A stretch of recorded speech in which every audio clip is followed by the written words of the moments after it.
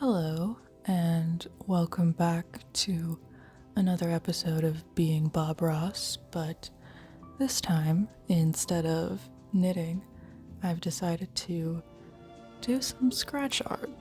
Not sure why, but it's what I went with.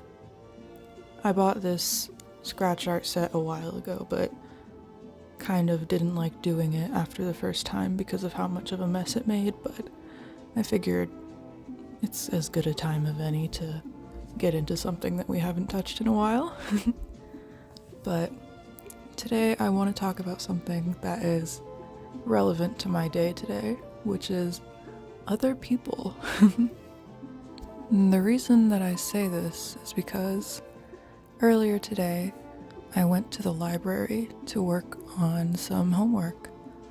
I've been doing that recently because I'm just finding that I'm unable to focus in my own room. And I think it kind of makes sense because I do almost everything in my room. I sleep in my room, I cry in my room, I watch movies in my room. It's just so associated with everything outside of homework that I'm more focused on that than the actual work. It's very easy to get sidetracked.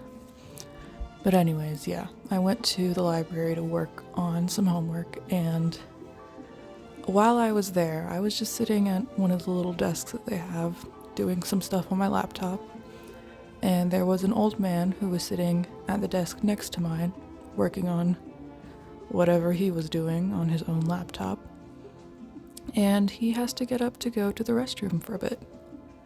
And so he leans over to me and he says, "Excuse me, can you watch my stuff? I'm just gonna go to the restroom for a moment." And I said, "Sure."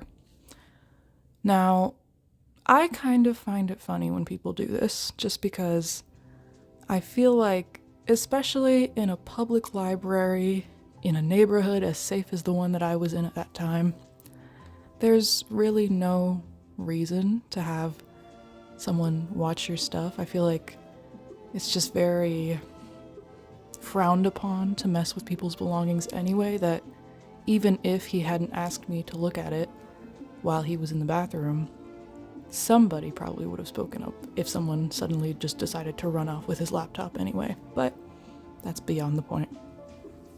He goes to the bathroom, nobody messes with his stuff, he comes back and he thanks me for watching his stuff. Beyond just the simple thank you, he says, "I wanted to ask you to look after it because you look like an honest person." And at the time, I was like, "Oh, thank you very much, I appreciate that compliment." But it kind of got me to thinking, did he just say that to say that? Did he mean it? I don't really know, but I do think it is really, really lovely when people just give unsolicited compliments like that. And for some people, those types of compliments can be very meaningful. I feel like if you ever get to a point where you lose your own sight of your own value, then it can be really helpful to get these types of compliments from strangers. I know, for me at least, there have been plenty of times in my life where I kind of felt down about myself, and these small acts of kindness from random people really did brighten up my day way more than they probably ever knew. It kind of got to a point where recently, whenever some stranger approaches me just to tell me something nice about myself, or even if it's someone that I see regularly but don't really know, then I just kind of got to write them down to remember them. The security guard at my job, who I don't really ever speak to, but I do always say good morning and good afternoon, when I walk in. But we never really have a conversation, but the other day she randomly said, "Your hair looks very pretty today," along with our usual good morning exchange. And I was really touched by it. I appreciated the comment very much because, I kind of felt like my hair looked crazy that day, but that just turned it around for me. And I think sometimes, as people, we kind of forget that we have a lot of secret admirers out there. People who see your worth and see your value and maybe even see things that they admire or envy about you that they will never say out loud, that they're never going to tell you, and you'll never know. But there are so many people out there who probably have those thoughts when they look at you or when they watch you do something, and it's just crazy to think about. I know I personally see so many people every day that I see something in them and I think, wow, that's really cool, or, I'd really like to be like them in some sort of way. Maybe it's the way that they dress, or the way that they behave, or the way that they handle a certain situation. And of course, I usually don't tell them this, but I am a secret admirer, I guess. And this is something that I've really tried to get out of the habit of, I guess, because I think people deserve to hear about these things. And more so with friendships. My friends deserve to hear about these things. The other day when I was on the phone with a friend of mine, she was talking to me and, we were just discussing the regular day-to-day things that were going on in our own lives. And, I brought up something not necessarily great that happened to me with this person. And, she was just very distraught and upset about it. And I was kind of like, it's okay. Don't worry. I didn't really think anything of it. It's fine. And the way that she responded really resonated with me. And she said to me, Marina, I just see your worth and I see your value so much that I just can't understand when somebody else can't. And that really struck a chord with me because, I felt the same way about her and all of my other friends many times. I've felt on multiple occasions when I see my friends go through something that I feel like they don't deserve to go through. It's like something comes over me where it's just like, I wish I could make them see that they don't deserve this and they deserve much better. And, I kind of forgot that other people can feel that way about me as well. So when she told me this, I was very touched in the moment and I did tell her that I appreciated that, but it kind of got me thinking to more about the bigger picture, about the way that we don't really tell people how we truly feel all the time. Despite hearing that from my friend on that day, it's not like that's a regular occurrence. In this friendship in particular, we don't really talk too much about our feelings regarding our friendship, and we kind of more just talk about the things going on in our lives. So to hear her give me such a blatant compliment was strange, but very needed at the moment, very appreciated. And it kind of made me wonder, why don't I talk to my friends like this more? Why don't I tell my friends that I see their value, that I appreciate them, that they are meaningful to me? Why don't I just talk candidly like this?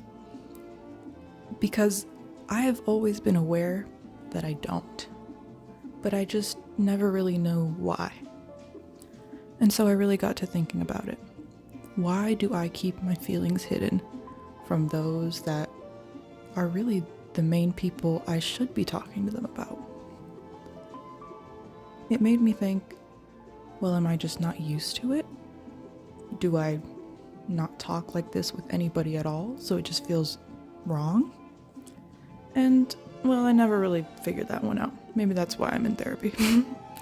But I kind of wanted to make a point to tell my friends that I appreciate them more. It is kind of difficult to do that because, modern day conversations are all about the timing, and it can be kind of weird to just blurt out in conversation, "You're so beautiful and smart and intelligent and I love you," and whatever, it doesn't flow. So there just needs to be a moment for it, I guess.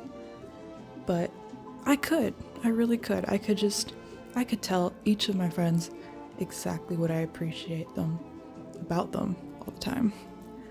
I mean, the friend who had started this thought process with me by telling me that she sees my value, she is one of the most confident, energetic, bubbly people I know.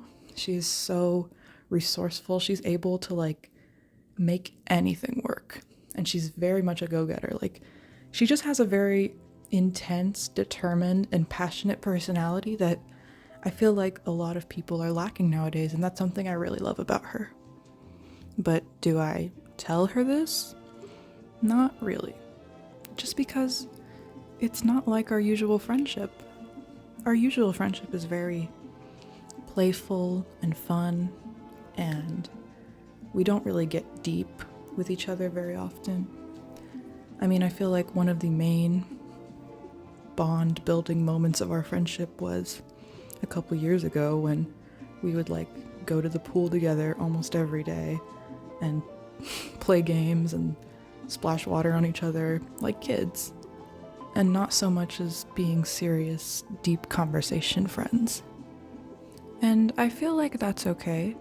It's okay to have friends that are for specific things and certain activities, but I do think it's important that even when you are with your playful, not serious friends, you still make time to tell them that you appreciate them and to be serious with them about how much you love them and how much,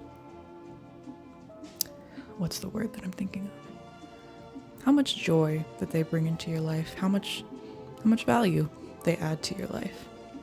Because I think, especially in the way that we live now, it's easy to feel very alone and isolated and lonely. And it's easy to feel like we're not really connected to those that we should be connected to, our friends. And especially with social media, it can be especially hard to feel like you're connected when you're in a moment with your friend. You know, like it's easy to comment on somebody's post and like their stories and things like that, but when you're actually with your friend to feel like, you know, make them feel loved, it's not as common as it used to be, I think. And I'm not even just saying this from the receiving end, but also the giving end as well. I'm not gonna lie and say that I've always been the best friend I could possibly be to all of my friends, because that's just not true. I've been a bad friend before. I've been mean. I've been rude. I've done things that probably made my friends feel like I don't care about them, or that they're like the least of my concerns or something like that. But that's just things that I have done in the past that all I can really do is try to move on from and not repeat again. And I think the real trick to it all is to make friends that you actually enjoy spending time with. Make friends that actually do bring value to your life, because then it won't feel fake or forced when you do say these things. They'll come naturally because it's the truth. They actually do bring value to your life, and you actually do enjoy having them around. I don't think I said that right. You actually do enjoy having them around. That's what I meant to say. As my muse, Bob Ross, would say. That was a happy little accident. But anyways, yeah, I think having quality friendships makes all of this so much easier. And I learned this when I started making friends in my adult life. There were some friends that I made that were just, they didn't add anything to my life. I didn't like having them around. I didn't want to tell them that I liked them because I just didn't like them. And then there were friends that I made that were incredible, like genuinely added so much to my life, made me so happy that telling them that they are worthwhile in my life, it just came easily. It was just natural. And that was a really good feeling. And friendship has been really important to me, especially ever since I moved out of my parents' home, because, you know, when you don't have friends and you don't have family, that is an incredibly lonely existence. So, especially in my adult years, I have come to be very, very grateful for all of my friends because they make me feel like I'm at home and that I'm with family.